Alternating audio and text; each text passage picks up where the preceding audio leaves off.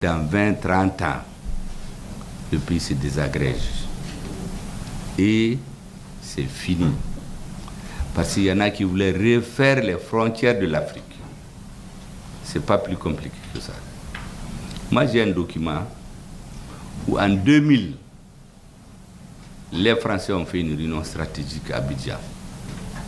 Ils ont demandé est-ce qu'à l'horizon 2015, on ne va pas amener des forces européennes dans le Sahel. Est-ce que vous savez que ce jour-là, c'est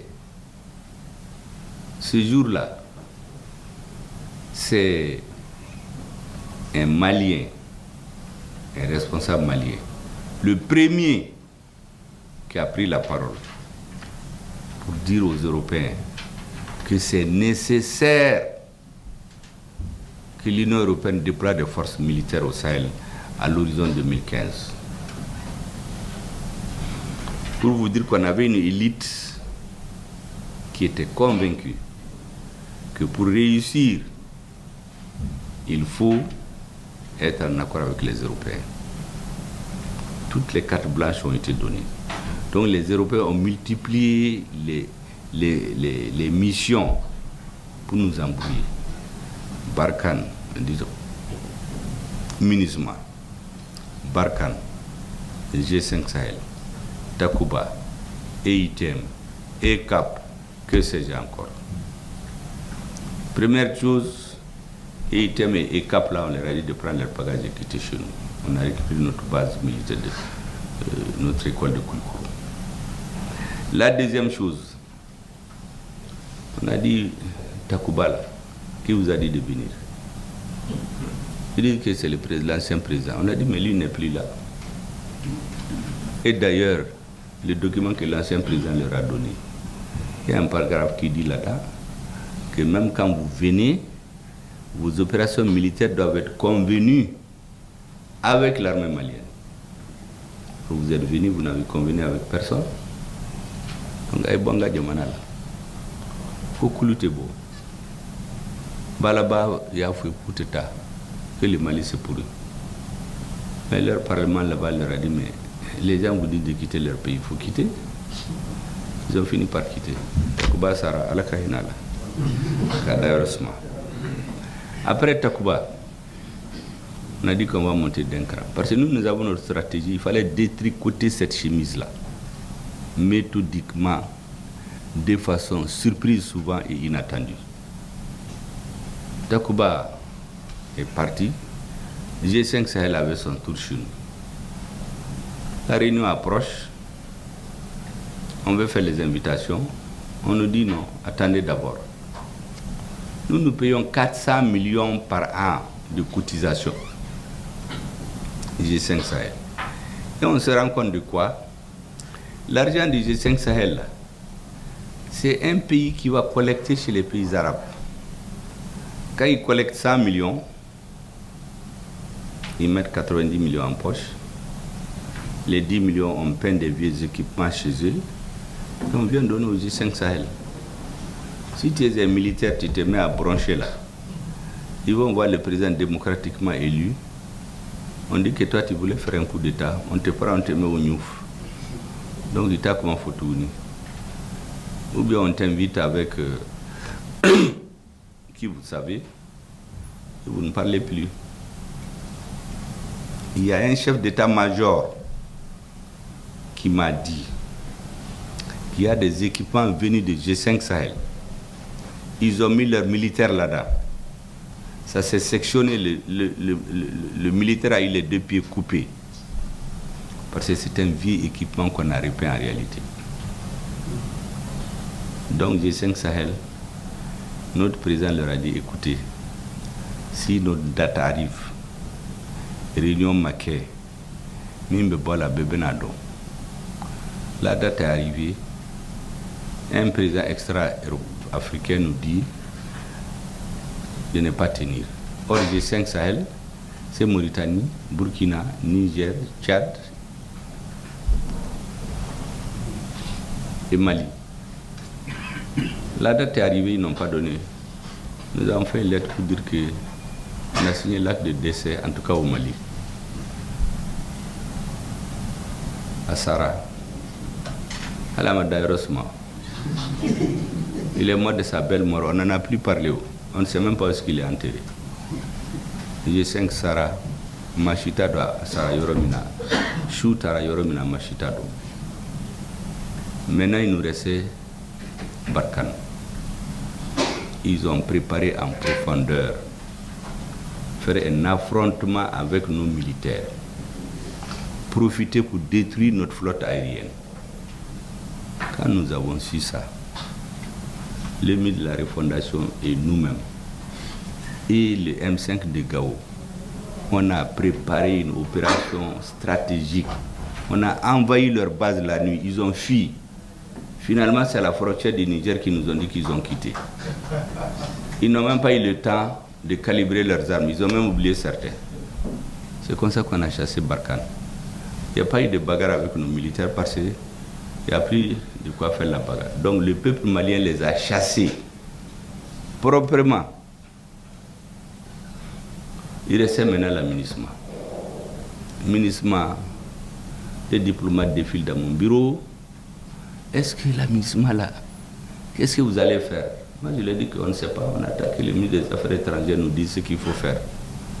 Sachant bien que le ministre des Affaires étrangères ne fait que dire ce qui est décidé dans le pays. Mais la décision, ce n'est pas lui, c'est le président.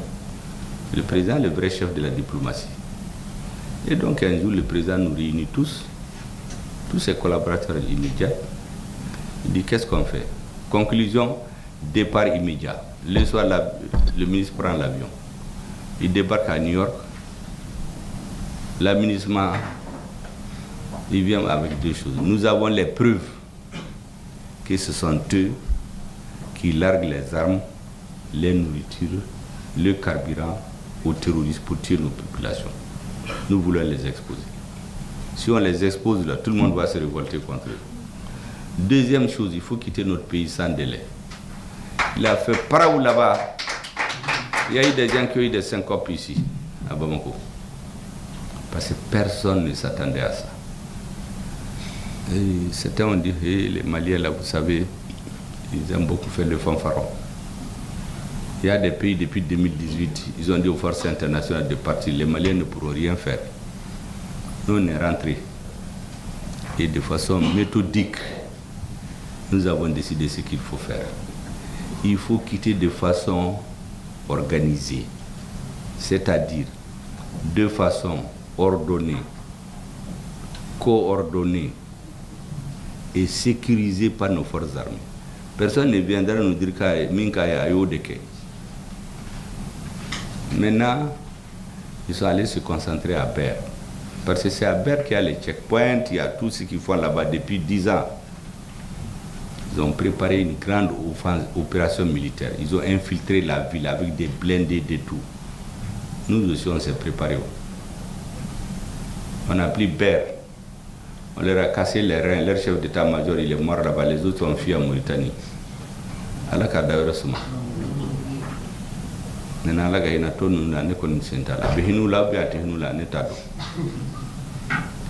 Donc c'est comme ça qu'on a pris Ber. Quand on a pris Ber, ils se sont dit, mais ces Maliens-là, ils font tout ce qu'on n'attend pas. Maintenant, on a mis le cap sur le nord. Qu'est-ce qu'ils ont décidé? Vous savez que dans la population, c'est ça que je veux que vous compreniez. Dans un pays, vous avez 3 groupes de personnes. Vous avez le peuple, c'est entre 80 et 98%. Vous avez ceux qui gouvernent, c'est 1%. Ceux qui s'opposent, c'est 1%. Les 2 groupes-là se battent chacun pour avoir l'assentiment des 98% là. Si vous les avez, vous faites votre coup d'État, vous faites vos élections, vous faites votre révolution, en tout cas c'est le peuple. Nous on s'est dit dès le départ que nous on fait de la politique. Hein. Ceux qui sont venus faire la politique parce qu'ils n'ont rien à faire, c'est pas la même chose qu'ici. Hein. Assimi a fait toute sa vie au nord. Moi ça me fait 40 ans d'activité politique. Donc on a dit Les centres de gravité du pouvoir de la transition, c'est les 98% là. Et le président nous le rappelle régulièrement. Faites tout pour avoir les 98% là avec nous. Donc les autres, qu'est-ce qu'ils ont décidé? Les services secrets de 2 pays étrangers ont décidé de nous couper de 98%. Ils ont mis Tombouctou sous embargo. Ils ont attaqué les bateaux Tombouctou. Ils ont fait une révolte dans le camp de Gao à la même période. Et il y a des journalistes ici, des hommes politiques. Ah oui, il nous faut la paix. Ces dirigeants-là sont trop belliqueux. Alors que les mêmes savent qu'on a fait tout le temps à chercher la paix. Dieu merci, la population n'a pas cédé. Les gens de Tombouctou sont restés stoïques. Jusqu'à aujourd'hui, ils vivent l'embargo. Les gens de Rarous, Bamba, Gao, ils sont restés stoïques. Dans leur pirogue, ils ont transporté les corps. À Gao, pendant qu'il y avait les explosions dans le camp, l'imam Oumar Al-Mahdi, il haranguait les foules. Il dit que les touristes doivent savoir que 2024 là n'est pas 2013. Ils vont les trouver ici. Les femmes de Gao sont sorties, ils ont attaché leurs pagnes et balayé la ville pour chasser les rebelles.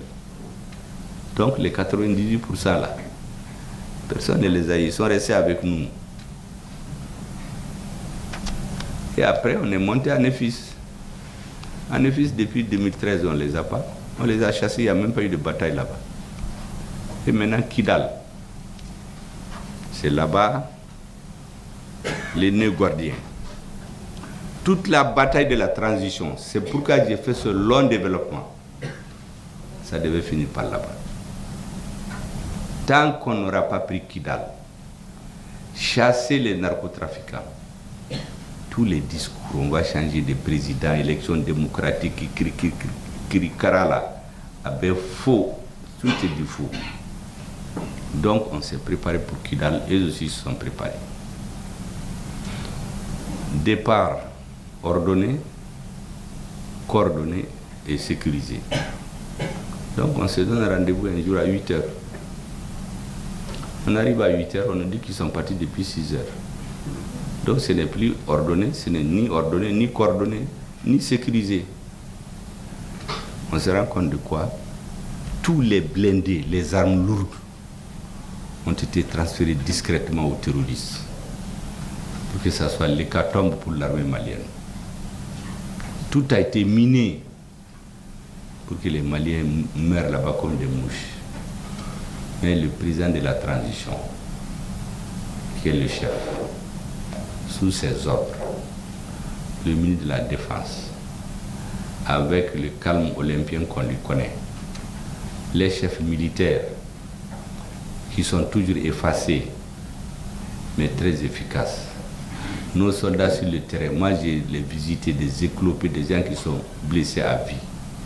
Ils ont fait preuve d'un art militaire que j'ai dit doit être enseigné dans les grandes écoles militaires.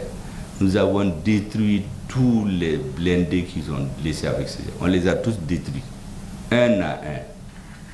On a déminé tout Kidal. On est rentré dans Kidal.